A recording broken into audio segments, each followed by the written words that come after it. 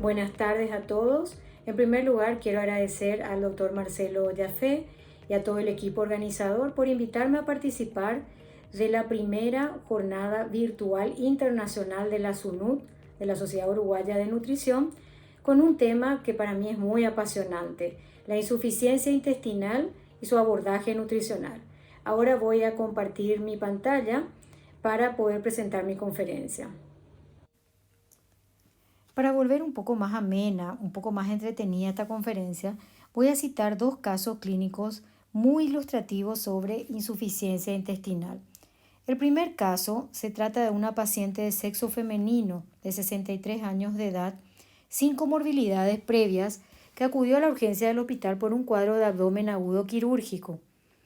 Durante la cirugía se constata una tumoración mesentérica que envuelve al colon derecho y parte del ilion terminal. Se realiza la extirpación de esta masa mesentérica con hemicolectomía derecha, resección de 40 centímetros de ilion terminal y anastomosis iliotransversa. La anatomía patológica reveló que se trataba de un fibroma mesentérico. Al tercer día postoperatorio, la paciente vuelve a presentar un dolor abdominal agudo, brusco, intenso, que obligó a llevarla nuevamente al quirófano. Esta vez en cirugía se constata una trombosis de la arteria mesentérica superior con necrosis de casi todo el intestino delgado, el cual fue resecado, dejando aproximadamente 35 centímetros de yeyuno con una nueva anastomosis al colon transverso. Esta vez la paciente queda con una anastomosis yeyuno transversa. Recordemos que anatómicamente el intestino delgado del adulto tiene 480 centímetros o 5 metros, pero en la literatura vamos a encontrar una variación de 3 a 8 metros, de los cuales 25 centímetros corresponden al duodeno, 200 centímetros al yoyuno y 300 centímetros al ilion. Esta es una imagen anatómica normal y esta es la imagen de nuestra paciente, la anatomía con la que quedó nuestra paciente, estómago, duodeno, 35 centímetros de yeyuno, anastomosado al colon transverso y con colon izquierdo o colon descendente indemne. La pregunta que nos hacemos es, ¿será suficiente este intestino remanente o estos centímetros de intestino que quedaron para poder nutrir a nuestra paciente, para poder cubrir sus necesidades o sus requerimientos nutricionales? Y el segundo caso se trata de un paciente de sexo masculino de 58 años de edad que es admitido a la unidad de cuidados intensivos posterior a un accidente de tránsito por un politraumatismo severo, con trauma craneoencefálico, ruptura del vaso y fractura de 3 costillas. Fue a quirófano y se le realizó una esplenectomía. Al inventario de cavidad no se constata lesión de otra víscera u órgano. Se lo evaluaba diariamente al paciente para ver el inicio de la nutrición enteral, pero al segundo o tercer día, con el correr de los días, el paciente continuaba con distensión abdominal. Se solicita una ecografía donde se constata que hay hilo paralítico, que hay una quietud de todo el intestino, una parálisis intestinal y ausencia de peristaltismo, y a la tomografía un edema significativo de pared intestinal. Y nos hacemos la pregunta, aunque este paciente tenga la longitud total del intestino, ¿este intestino está preparado como para recibir nutrición y nutrición con la cual podamos cubrir los requerimientos o demandas del paciente? Recordemos que por fisiología el intestino tiene dos principales funciones que son la de digestión y absorción de nutrientes, pero al mismo tiempo posee una serie de funciones con efectos sistémicos. En el tubo digestivo se producen varias hormonas que regulan la función intestinal. La grelina y la motilina, ambas secretadas en el estómago. La grelina regula el vaciado gástrico y la motilina produce contracciones gastrointestinales anterógradas. La colecistoquinina, que se secreta en duodeno y yeyuno, enlentece el vaciado gástrico y acelera el tránsito del tubo digestivo. el péptido I, que se secreta en todo el tubo digestivo, especialmente en colon y recto, y regula toda la motilidad gastrointestinal. Y por último, el GLP-1, péptido semejante al glucagón, que se secreta en el ileón distal y colon, y enlentece el vaciamiento y la secreción a nivel del ileón. Otra función importante del intestino es su función inmune. El mayor órgano inmune de todo el organismo es el intestino por la gran cantidad de tejido linfoide que posee. Nuestro intestino está expuesto a una elevada carga antigénica que proviene tanto de la dieta como de las bacterias comensales. Y el GAL, ¿qué es lo que hace? Discrimina de forma eficaz entre patógenos invasivos y antígenos inocentes, además de secretar inmunoglobulinas principalmente en la IgA. Otra función importante es la función de barrera.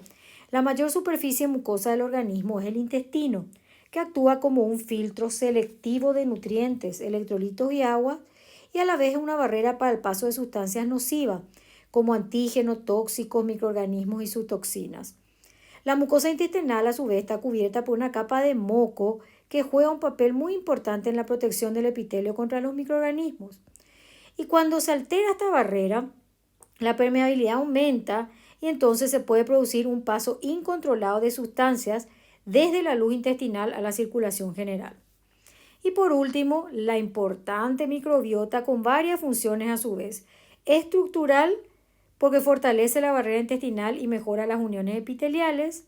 Metabólica, degrada o fermenta productos no digestibles de la dieta. Y defensiva, previene la colonización patógena al competir por la nutrición, además de producir bacteriocinas antimicrobianas. Las bacterias forman parte de la barrera intestinal y estimulan la producción de moco por el epitelio del intestino. Y esto a su vez promueve la integridad y reduce la permeabilidad. Entonces, para definir insuficiencia intestinal o falla intestinal, vamos a tener en cuenta criterios predominantemente de absorción y digestión, como también criterios amplios relacionados a otras disfunciones del sistema digestivo y las consecuencias que ellas generan. La ESPEN define a la insuficiencia o falla intestinal como la reducción de la función intestinal al mínimo necesario para la absorción de macronutrientes y o agua y electrolitos, de modo que la suplementación intravenosa se hace necesaria para poder mantener la salud y el crecimiento. Y la función intestinal de absorción que está reducida sin requerir suplementación intravenosa se considera como disfunción intestinal. Hay varias definiciones. Fleming define la insuficiencia intestinal como la disminución de la masa funcional del intestino por debajo del mínimo necesario para la absorción digestiva adecuada de nutrientes.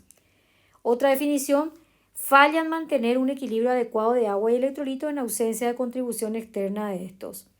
En los Estados Unidos, la insuficiencia intestinal es sinónimo de condición crónica, es decir, intestino corto, trasplante intestinal. Sin embargo, en Europa, los estados crónicos son llamados insuficiencia intestinal tipo 3 y los estados agudos se llaman tipo 1 y tipo 2. La insuficiencia intestinal tipo 1, que es una condición autolimitada y de vida corta que se observa generalmente en el postoperatorio, y la insuficiencia intestinal tipo 2, condición relacionada al desarrollo de complicaciones quirúrgicas, sepsis abdominal o fístula intestinal que dura semanas o meses y que puede requerir eventualmente cirugía. En Inglaterra, en el año 1990, fue necesario proveer de servicios especializados a pacientes con insuficiencia intestinal, además de asegurar la administración de nutrición parenteral. Por lo tanto, se establecieron los diferentes tipos de insuficiencia intestinal. Tipo 1, corta duración, días o semanas, donde el intestino es inadecuado para nutrición enteral. Solo se logra una nutrición enteral parcial, requiriendo por lo tanto nutrición parenteral complementaria. El tipo 2, paciente con complicaciones abdominales que requieren atención multidisciplinaria en el hospital por semanas o meses inclusive, y que van a requerir nutrición por vía parenteral. Y el tipo 3, paciente con nutrición parenteral domiciliaria por meses o años, estables o requiriendo hospitalizaciones por complicaciones. Esta es una definición corta que en pocas palabras dice todo: incapacidad del intestino para mantener la homeostasis nutricional. Otra definición, condición clínica definida como la incapacidad del tracto gastrointestinal en aportar autonomía nutricional a un individuo independientemente de la causa. Todos escuchamos muchas veces la palabra insuficiencia cardíaca, insuficiencia respiratoria, insuficiencia renal, insuficiencia pancreática, insuficiencia hepática. Sin embargo, la insuficiencia intestinal fue considerada la última insuficiencia orgánica que se incorporó en la literatura médica. Entonces nos grabamos esta clasificación funcional. Tipo 1, falla o insuficiencia intestinal aguda. Ocurre de forma aguda a corto plazo y es autolimitada. Y esta es una característica común que ocurre después de cirugía abdominal o bien se asocia a enfermedades críticas. Retrocede esta falla cuando esas enfermedades retroceden o disminuyen. Y el soporte intravenoso se hace necesario por un periodo de días o algunas semanas. La tipo 2, falla intestinal aguda prolongada, generalmente en un paciente metabólicamente inestable, exigiendo cuidados multidisciplinarios y suplementación intravenosa por semanas o meses. Y por último, la tipo 3 o falla intestinal crónica, que es una situación crónica en pacientes metabólicamente estables que requerirán suplementación intravenosa por meses y hasta años. Puede ser reversible o irreversible. Y existen 5 principales condiciones fisiopatológicas que pueden originarse de varias patologías: intestino corto, fístula intestinal, dismotilidad intestinal, obstrucción mecánica y enfermedad extensa de la mucosa del intestino delgado. Es importante recordar que estos pacientes requieren un abordaje multidisciplinario con objetivos claros: proporcionar soporte intravenoso, reducir la severidad de la insuficiencia intestinal, prevenir y tratar las complicaciones, incluyendo las relacionadas con enfermedades subyacentes, la propia insuficiencia intestinal o sus tratamientos, y así lograr una buena calidad de vida para los pacientes. Equipos multidisciplinarios son la clave para el éxito del manejo de la falla intestinal. En el año 1980, Neme realizó una investigación donde encontró que los pacientes que eran manejados por un equipo multidisciplinario tenían o eran menos propensos a desarrollar infección de la corriente sanguínea relacionada a catéter en 24 meses. Fíjense, 1,3% versus 26,2% quienes no tenían un equipo multidisciplinario. Y el primer establecimiento de nutrición parenteral domiciliaria fue como una extensión de los cuidados hospitalarios prestados por el equipo que le atendió a ese paciente cuando estaba internado en el hospital. Era una prolongación de esa atención. En los Estados Unidos fueron establecidos centros de atención intestinal para proporcionar rehabilitación intestinal, pero se concentraron principalmente en la falla intestinal crónica, para poder eliminar cuanto antes la nutrición parenteral domiciliaria, reducir las complicaciones y preparar al paciente para el trasplante intestinal. Sin embargo, el concepto de falla intestinal aguda es mucho más reciente y trajo la idea de una unidad especializada de insuficiencia intestinal, en la cual la atención especializada se enfoca en una sala o área específica con personal experto y capacitado. Entre ellos tiene que incluir un clínico, un cirujano especialista, nutrólogo, nutricionista, farmacéutico, psicólogo, psiquiatra, radiólogo, intervencionista, etcétera, con admisión de pacientes por problemas puramente relacionados a falla intestinal. Hay evidencia que esas unidades formadoras, unidades de falla intestinal especializadas que proveen un equipo multidisciplinario calificado, reducen las tasas de complicaciones y reducen la mortalidad. Bueno, ejemplos de insuficiencia intestinal tipo 1 ocurren en un 15% después de una cirugía abdominal, 40% en pacientes con neumonía, 50% sepsis, 60% pancreatitis aguda, 70% en traumatismo craneoencefálico, 80% en hipertensión endocraneana y la mitad de los pacientes que se encuentran en asistencia respiratoria mecánica pueden padecer este tipo de falla intestinal. Las manifestaciones gastrointestinales son náuseas, vómitos, regurgitación, distensión, diarrea, flatulencia, pérdida de ruidos intestinales, aumento del residuo gástrico, hemorragia gastrointestinal e intolerancia a la nutrición enteral. Ahora me voy a referir a la insuficiencia intestinal aguda en el paciente crítico, que es algo muy común porque los disturbios gastrointestinales son comunes en los pacientes críticos. La nutrición enteral, la intolerancia a la nutrición enteral es muy común en los primeros días de internación en la unidad de cuidados intensivos, debido a la misma situación del paciente. Está sedado, tiene hipotensión, hay necesidad de cirugía. Pero hay otros disturbios digestivos que no se aprecian como una verdadera falla orgánica, como la distensión, la diarrea, la regurgitación, la flatulencia, y entonces se subestima esta disfunción gastrointestinal, a pesar que en los últimos años había un interés muy importante en la contribución de que dicha disfunción, produce o contribuye al mal curso clínico del paciente crítico. La disfunción gastrointestinal con anormalidades de la función motora, alteraciones de la microbiota, pérdida de la integridad de la barrera, contaminación del área extraluminal por translocación bacteriana y alteración de la importante función inmune del intestino, hace que se afecten otros órganos con el consecuente síndrome de respuesta inflamatoria sistémica y la falla multiorgánica. De manera que así la falla gastrointestinal aguda se torna en el motor de la sepsis y del mal curso clínico. En los últimos años creció el interés por la falla gastrointestinal aguda y la hipótesis de que este es el verdadero motor de la falla multiorgánica parece estar confirmada. Y en la situación grave del paciente crítico es múltiple el papel del tracto digestivo. Se altera la motilidad por cambios hormonales, hay isquemia intestinal que condiciona hipermeabilidad y ruptura de la barrera con la consecuente translocación de bacterias de la microbiota intestinal alterada, alcanzando y afectando a todo el tejido linfoide asociado al sistema linfático intestinal, y las bacterias o sus toxinas pueden alcanzar la circulación y afectar a otros órganos.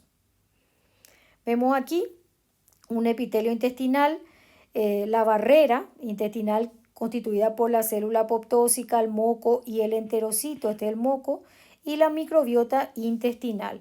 Al producirse una agresión a hipoperfusión, se rompe la barrera intestinal, se pierde este moco, hay aumento de la apoptosis y las bacterias se traslocan, pasan a la circulación sanguínea. Aquí vemos un círculo en donde la isquemia con hipoperfusión, esto hace que aumente la permeabilidad, hay disbiosis intestinal, hay inmunosupresión, atrofia de la mucosa intestinal. Al aumentar la permeabilidad se rompe la barrera. También no olvidar que las hormonas al alterar la motilidad también influyen, y la reperfusión como respuesta a la hipoperfusión también aumenta la permeabilidad.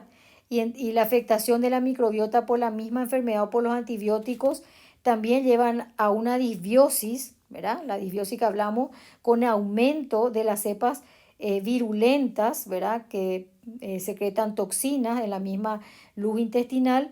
Y al haber la ruptura de la barrera intestinal, tanto las endotoxinas, las bacterias y las citoquinas pasan a la circulación por vía portal, ya sea al hígado o también por vía linfática, como vemos, a otros órganos. Y las citoquinas también hacen que se perpetúe el síndrome de respuesta inflamatoria sistémica. Es un círculo, como ven, un círculo vicioso continuo. Aquí nuevamente, esta es la barrera intestinal. Al romperse, los microorganismos pasan tanto al endotelio, a la sangre, utilizando la vía hematógena, y a la linfa, utilizando la vía linfática para alcanzar los órganos.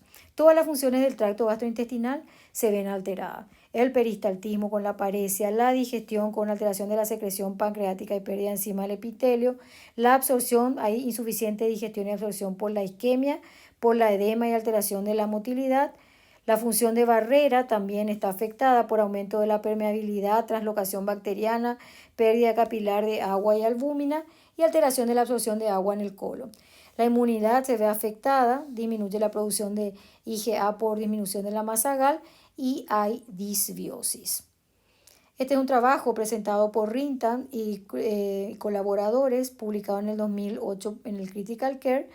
Ellos incluyeron 264 pacientes en asistencia respiratoria mecánica por más de 24 horas para evaluar el valor pronóstico de un score de falla gastrointestinal. Se inició nutrición enteral lo más precoz en el primer día postoperatorio y se definió intolerancia a la nutrición enteral cuando no se obtuvo éxito o debió ser interrumpida por vómitos, alto residuo, hilo, diarrea, dolor o distensión. Se midió la presión intraabdominal 2 a 4 veces por día y se consideró hipertensión intraabdominal cuando era igual o mayor a 12 milímetros y síndrome abdominal compartimental cuando era igual o mayor a 20 milímetros de mercurio.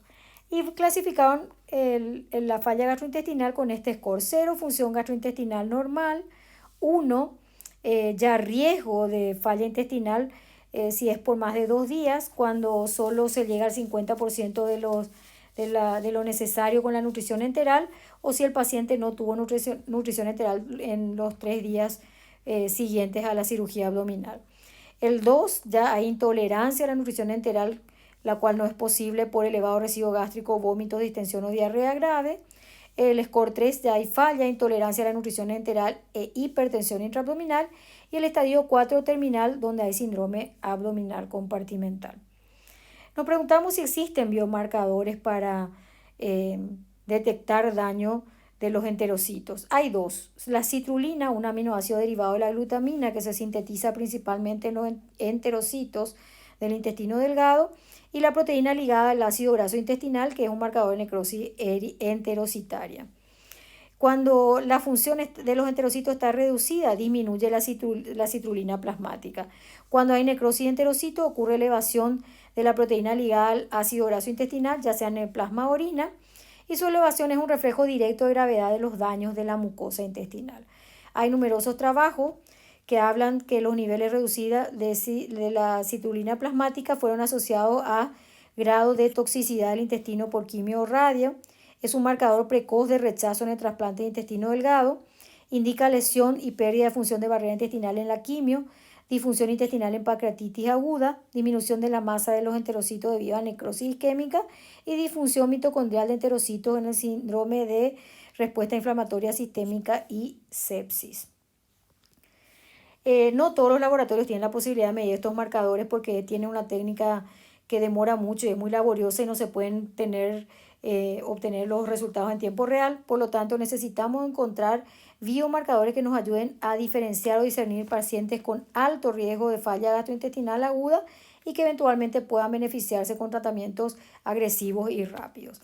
Ejemplo de la insuficiencia intestinal tipo 2 es una condición generalmente grave que se asocia a alta mortalidad, no es autolimitada, exceptuando alguna fístula, generalmente secundaria a problemas quirúrgicos que causan sepsis abdominal y o fístula, y frecuentemente requieren tratamientos clínicos y quirúrgicos conjuntos, a veces repetidos, y presentan varias complicaciones secundarias. Aquí vemos la fase en la evolución de la falla intestinal, ¿verdad? Todas las fases de resucitación, de diagnóstico y de probables intervenciones que puedan ser requeridas, que dura días o horas nada más, donde puede no haber lesión gastrointestinal aguda o cualquier grado de severidad. Como vemos, grado 1 es la motilidad no más alterada, grado 2 hay lesión de la mucosa, grado 3 isquemia y grado 4 necrosis. En la segunda etapa, donde se estabilizan los fluidos y hay balance de electrolitos y se planifica iniciar la nutrición, puede no haber lesión de gastrointestinal aguda o puede haber con diferentes grados de severidad que corresponden a la falla intestinal tipo 1 que citamos nosotros. Esto dura días o hasta puede llegar a una semana.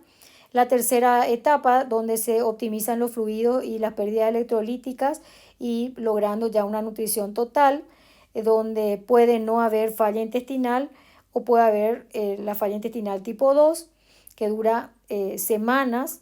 Y por último, la restauración del músculo, de la masa muscular y la motilidad, donde puede no haber falla intestinal o bien la falla intestinal crónica.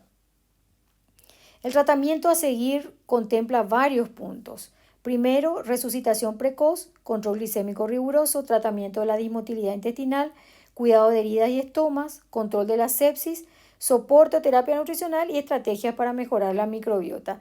Es importantísimo por ello el equipo multidisciplinario. Y no olvidar que la nutrición es un pilar fundamental dentro del tratamiento de estos pacientes. En cuanto a la resucitación precoz, hay que corregir la acidosis y las anormalidades electrolíticas. Mantener una adecuada perfusión implica un balance hídrico positivo. Generalmente los pacientes se encharcan. El balance debe ser muy rígido, controlando los fluidos perdidos por sondas, fístulas, drenaje, ostomía en los pacientes quirúrgicos. Una revisión sistemática donde se asoció la sobrecarga hídrica con la evolución clínica de los pacientes sépticos gravemente enfermos. Incluyó varios estudios con 2.000 pacientes. Demostró que aquellos que murieron tuvieron un balance hídrico en la primera semana 4,4 litros de más que los sobrevivientes. Y el tratamiento restrictivo de agua se asoció a menor mortalidad, 24,7 versus aquellos que tenían en forma libre o recibían en forma libre agua, que llegó al 33,2%. En cuanto al control glicémico riguroso, proporciona un mejor control metabólico y mejora la motilidad intestinal. El tratamiento de la dismotilidad intestinal: no es fácil minimizar los medicamentos que alteran la función intestinal. ¿Por qué? Porque son muy necesarios, como los sedantes, como los analgésicos opioides, la catecolamina. Lo que podríamos hacer es cambiar por otros que no causan tanta disfunción intestinal, como los agonistas alfa, inhibidores de la bomba de protones y bloqueadores de los canales de calcio.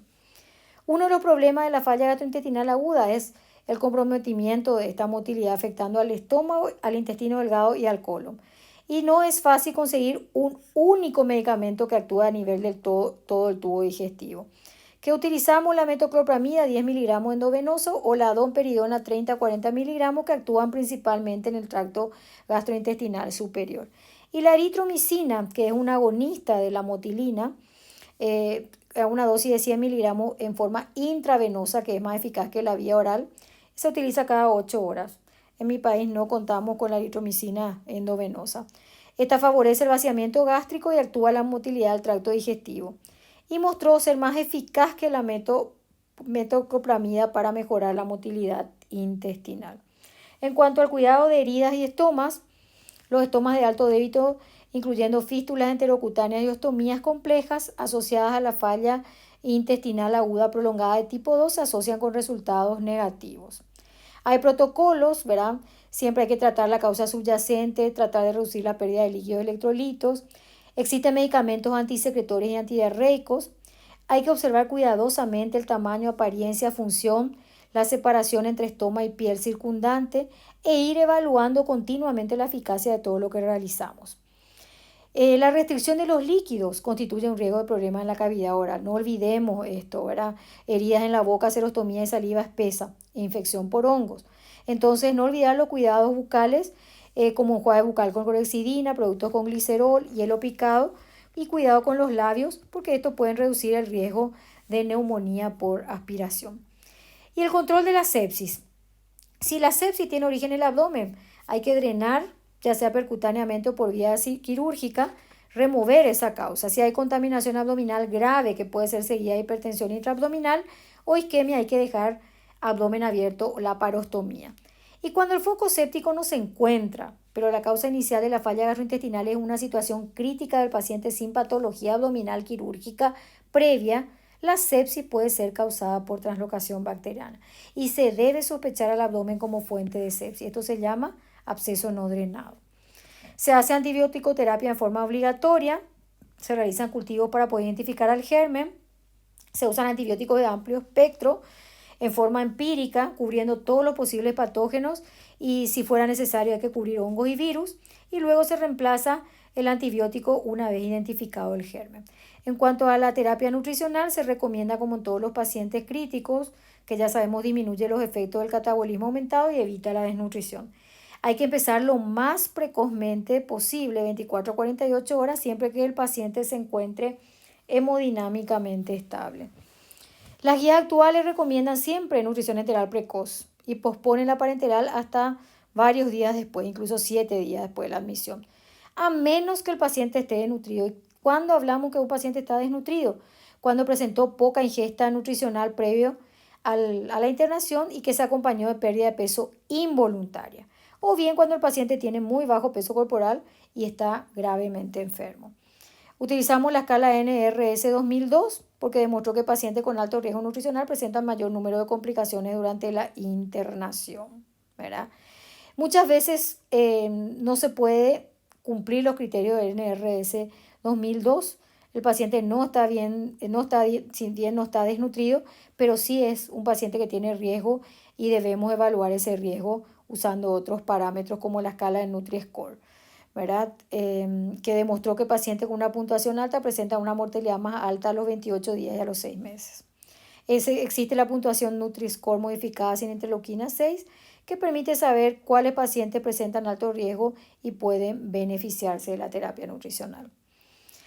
La nutrición parenteral no tenemos que olvidar, siempre en estos pacientes es una alternativa porque aunque es la solución más benéfica a la nutrición enteral, muchas veces no se logra en el paciente crítico, ¿verdad? Y se retarda, como bien dijimos.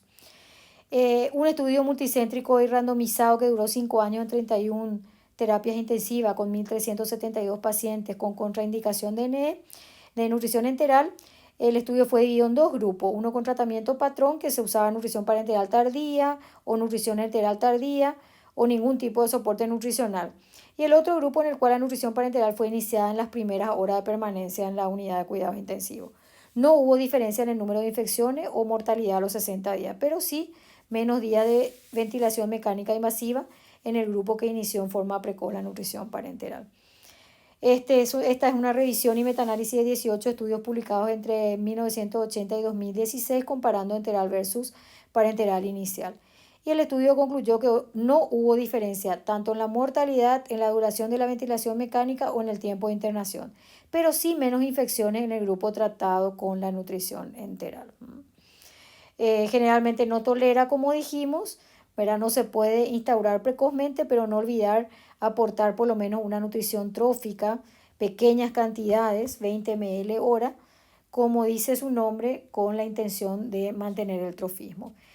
La nutrición enteral tiene numerosos beneficios, aumenta la motilidad intestinal, atenúa el estrés metabólico, mejor control de la glicemia, aumenta la producción de IgA y actúa en la microbiota intestinal reduciendo la virulencia de los organismos patógenos, aumenta la producción de IgA y la función inmune, promueve sensibilidad a la insulina estimulando incretina, mantiene la masa del tejido GAD, mantiene la integridad de la mucosa y tiene efectos tróficos en las células epiteliales.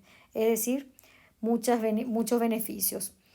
Para proporcionar la nutrición enteral lo más rápido, a veces necesitamos protocolos de alimentación bien establecidos, procurando el acceso transpilórico cuando no se puede con el acceso gástrico.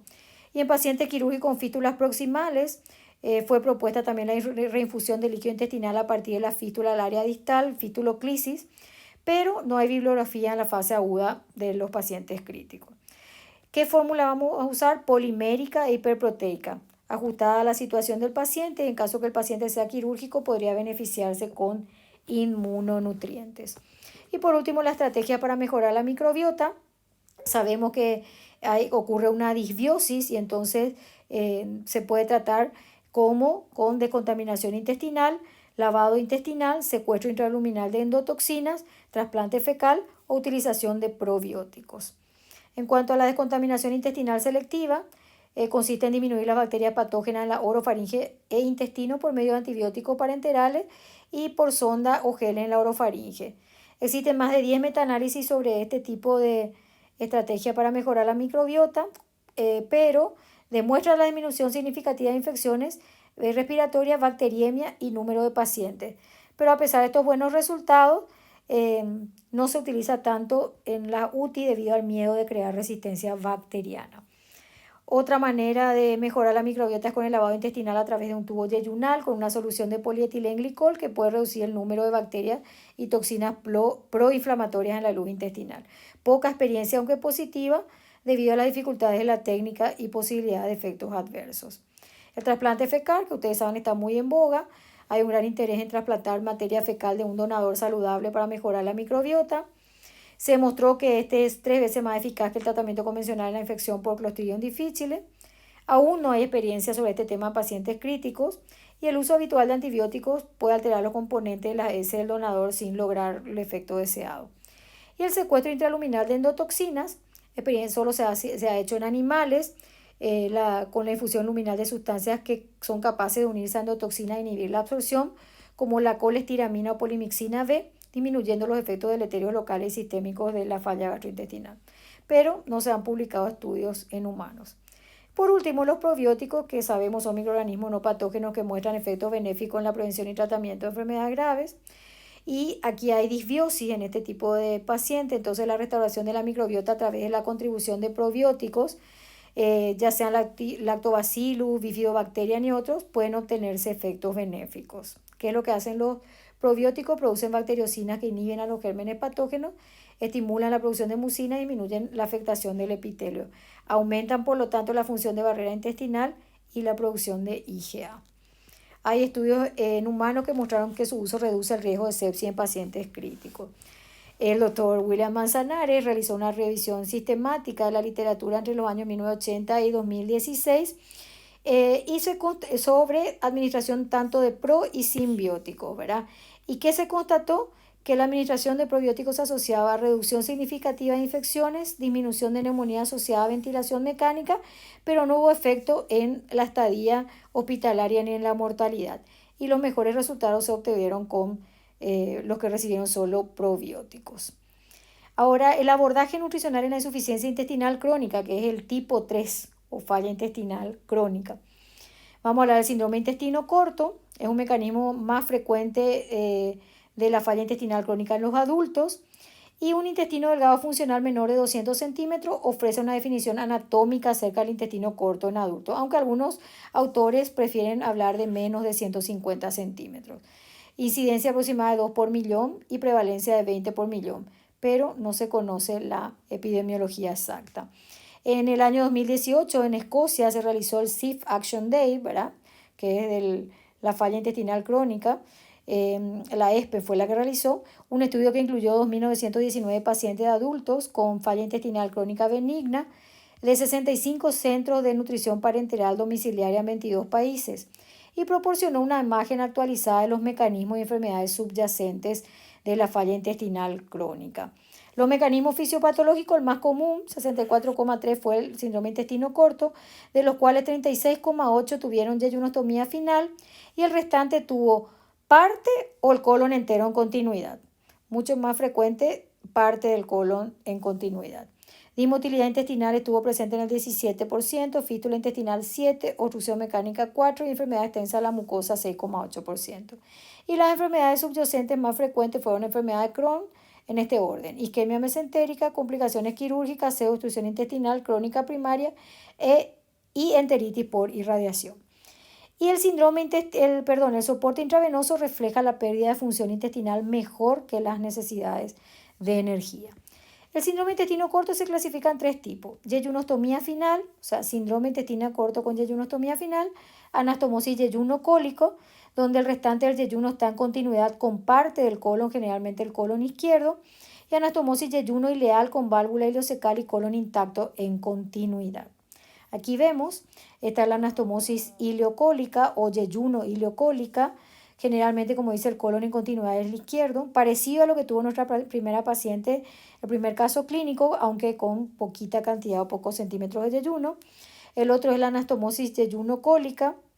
Perdón, este es el que de nuestra paciente, no, porque no tenía hilo. Yeyuno-cólica, pero con poca cantidad de yeyuno. Y la yeyunostomía terminal. Esta es la más grave de todas. Fisiopatológicamente, también el intestino corto puede ser clasificado en 2 subgrupos: con colon intacto o parte de él en continuidad, o sin colon en continuidad. Y esto es importante porque se difieren en 3 características principales: por la absorción intestinal de agua y sodio, la secreción de hormonas gastrointestinales y la absorción de energía a partir de los ácidos grasos de cadena corta producidos por la microbiota del colon. Los pacientes con síndrome de intestino corto con yeyunostomía generalmente pierden mucho líquido y sodio que los ingeridos, más que los ingeridos, entonces son llamados secretores líquidos. Sin embargo, los pacientes con síndrome de intestino corto que tienen colon en continuidad, ya sea yeyuno-cólica o yeyuno-ileocólica, generalmente hay intestino distal suficiente para permitir el equilibrio de líquido y electrolito, entonces se llaman absorbente líquido. Y por último, la absorción de sodio y agua en el colon, que normalmente es de 200 a 2 litros por día en adultos saludables, puede aumentar hasta 800 milimoles y 6 litros por día en el intestino corto cuando el colon está en continuidad. Muchas células endócrinas, como bien dijimos, de la mucosa intestinal y colónica producen hormonas gastrointestinales y neuromoduladores que intervienen en la motilidad, en las secreciones gastrointestinales y en el crecimiento intestinal, ¿verdad? Hablamos del péptido I, del GLP-1, GLP-2, regulan la motilidad y ejercen efecto trófico en la mucosa. Entonces, la secreción de estas hormonas está aumentada cuando hay colon en continuidad, yeyuno colónica o yeyuno ileocolónica, y muy reducida o hasta ausente en los pacientes que quedan con yeyunostomía. Y esto resulta en una menor o ninguna adaptación funcional y estructural después de la resección y en el vaciamiento gástrico acelerado, especialmente para los fluidos, que ocurre en los pacientes con yeyunostomía. Esto es importante saber. El colon puede contribuir para la absorción de energía como los ácidos grasos de cadena corta después de la fermentación de carbohidratos no absorbidos por las bacterias intraluminales. Y este mecanismo puede producir 1000 kilocalorías día en pacientes con síndrome de intestino corto y colon en continuidad. Existen dos tipos de adaptaciones del colon remanente o el intestino corto. La adaptación intestinal fisiológica, que incluye estructural y funcional, y después vamos a ver la adaptación intestinal inducida. La adaptación intestinal fisiológica es espontánea después de una resección masiva de intestino y ocurre en los 2 a 3 años. Hay hiperplasia de la mucosa intestinal, desaceleración del tránsito gastrointestinal, secreción de hormonas gastrointestinales modificadas, desarrollo de hiperfagia que está estimulada por la grelina, alteración de la microbiota con mayor prevalencia de lactobacillus y menos anaerobios y acúmulo de lactato fecal en algunos pacientes. Y todo esto es estimulado por nutrientes intraluminales y secreciones pancreático-biliares. Son altamente variables y únicas para cada paciente. No podemos hablar de un mismo tiempo de la adaptación intestinal fisiológica. Aquí vemos histológicamente un intestino sano, un síndrome de intestino corto. Ven cómo aumenta la longitud, la altura y el diámetro.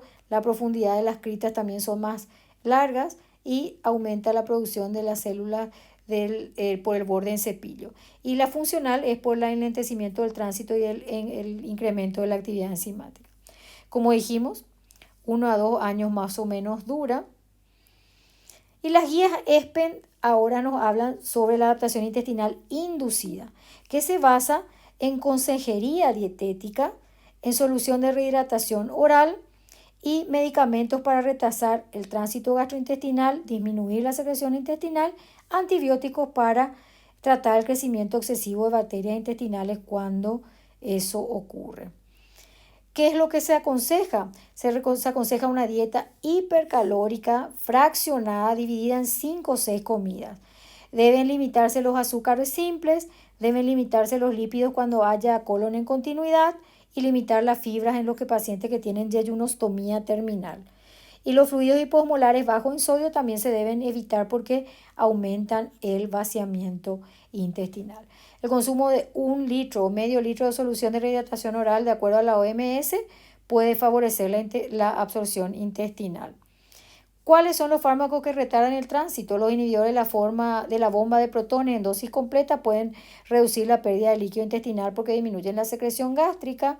La loperamida y el fosfato de codeína retardan el tránsito intestinal de forma segura. Y el octrotride, que disminuye la secreción gastrointestinal y disminuye la motilidad gastrointestinal. Puede ser útil en pacientes individuales por corto tiempo, pero hay pocos estudios sobre el octrotride. Ahora, ¿qué pasa con los pacientes con nutrición parenteral domiciliaria? ¿Verdad? La probabilidad de que estos pacientes se desteten o dejen la nutrición parenteral va a depender de la longitud, de la integridad y de la anatomía del intestino residual en continuidad. Eso es independientemente de la adaptación espontánea, de la orientación dietética y de la terapia convencional. ¿Y cuánto es lo que se requiere de intestino para poder independizarse de la nutrición parenteral? En los casos de los pacientes que tienen anastomosis ileocolónica con 35 centímetros, de anastomosis yeyunocolónica con 60 centímetros, pero en la yeyunostomía terminal 115 centímetros. Pero ojo, siempre y cuando ese restante de intestino sea saludable, porque hay casos donde pacientes quedan con más de 2 metros, pero sin embargo este está enfermo y por lo tanto igual pueden seguir dependiendo de la nutrición parenteral. Mejoría de la adaptación después de resección con hormonas. En las últimas 2 décadas, factores hormonales gastrointestinales fueron investigados y se utilizaron para rehabilitar el intestino en pacientes con síndrome de intestino corto, con objetivo de maximizar la absorción del intestino restante, de disminuir las pérdidas intestinales y de reducir la necesidad de suplementos intravenosos. Actualmente el único aprobado por la FDA y EMA para uso clínico es el teduglutide, analógico el GLP-2, pero es costoso. Hay ensayos clínicos randomizados que demostraron la eficacia en la reducción de la suplementación intravenosa en cerca de 2/3 de los pacientes tratados hasta ahora. un pequeño número que podría ser retirado de la nutrición parenteral domiciliaria. Pero los beneficios y riesgos a largo plazo aún precisan ser esclarecidos, por lo tanto es altamente recomendable el acompañamiento regular y especializado. Costo-efectividad, como dijimos. Algunos estudios abiertos investigaron la utilidad de los análogos de GLP-1, liraglutide y exenatide. Fueron observados resultados alentadores, pero deben ser validados con ensayos controlados. La nutrición, los pacientes que tienen nutrición parenteral domiciliaria pueden desarrollar infecciones por catéter venoso, como dijimos, complicaciones metabólicas por factores relacionados a la nutrición parenteral o la enfermedad subyacente que pueden causarle la muerte. También sufren problemas psicológicos y de una calidad de vida perjudicada como resultado de la enfermedad subyacente o las complicaciones.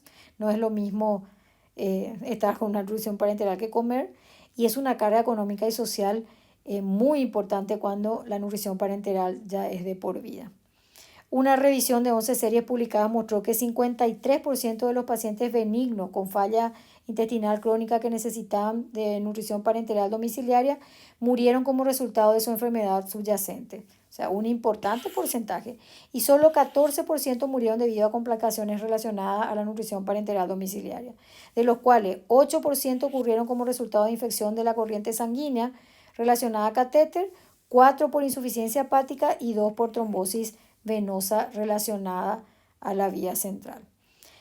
El tratamiento quirúrgico incluye cirugías de elongación o alargamiento, que pueden ser alargamiento intestinal según técnica de STEP, como un acordeón, como ven, o puede ser un alargamiento longitudinal o enteroplastía. Y por último está el trasplante intestinal. En Paraguay nunca hemos tenido un trasplante intestinal.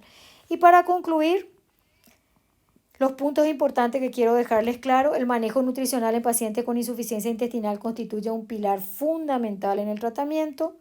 Los test actuales para evaluar la disfunción gastrointestinal son de valor limitado y precisamos encontrar nuevos marcadores confiables. Es esencial reconocer la situación precozmente y obtener estrategias profilácticas. Y la evaluación, diagnóstico y manejo a corto y largo plazo envuelve un equipo multidisciplinario con experiencia diversificada en el campo para poder reducir las complicaciones, aumentar la expectativa de vida y mejorar la calidad de vida de estos pacientes. Muchísimas gracias por su atención.